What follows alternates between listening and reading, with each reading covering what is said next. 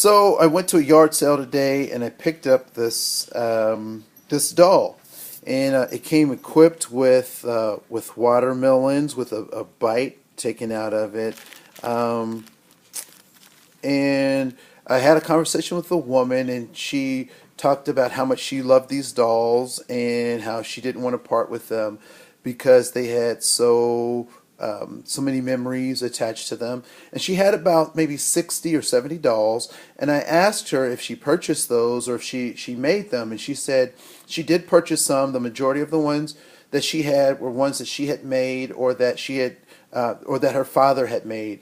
And she said she thought that they were really cute. And so in our conversation, um, you know, she asked me if I thought they were cute, and I said, well, I'm not sure that I can judge what other people find attractive, and and so we continued on in our conversation, and I said, but I do know that an employee really got in trouble for bringing one of these to work. As a discussion piece with their coworkers, and she said, "Oh, yeah, these are not a good thing to bring to the workplace." And I found that very ironic that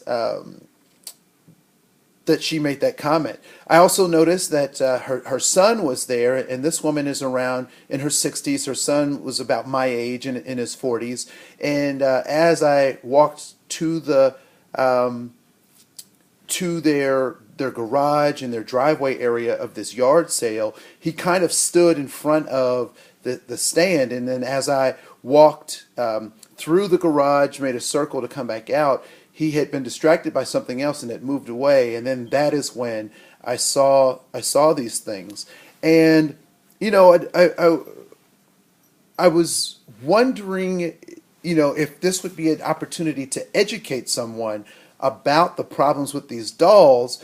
And my common sense, good sense, said no.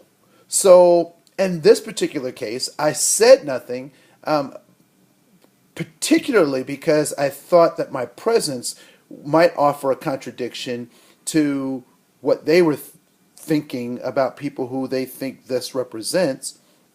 At the same time, um, there are some times and places that education is not going to be helpful at that particular time. And this was one of those cases.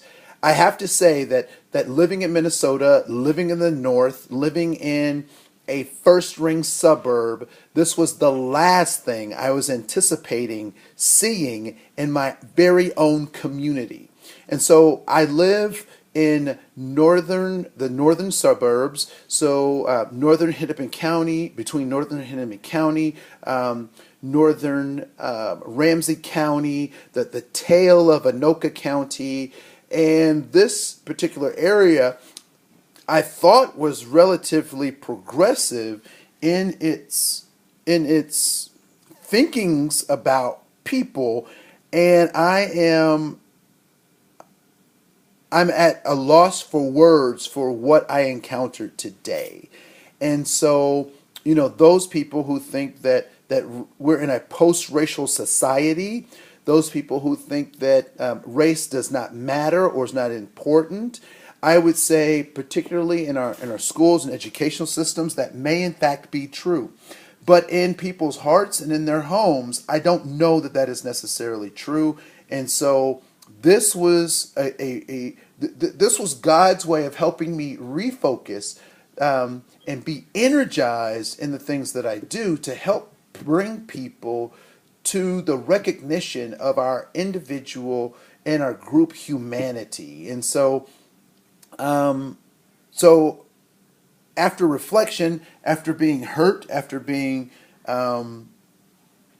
just hurt, I now have a better focus on what needs to happen as I move forward as a trainer, and helping people to develop their cultural competency, their diversity awareness, this conversation about inclusion, and And so, yeah, the struggle goes on.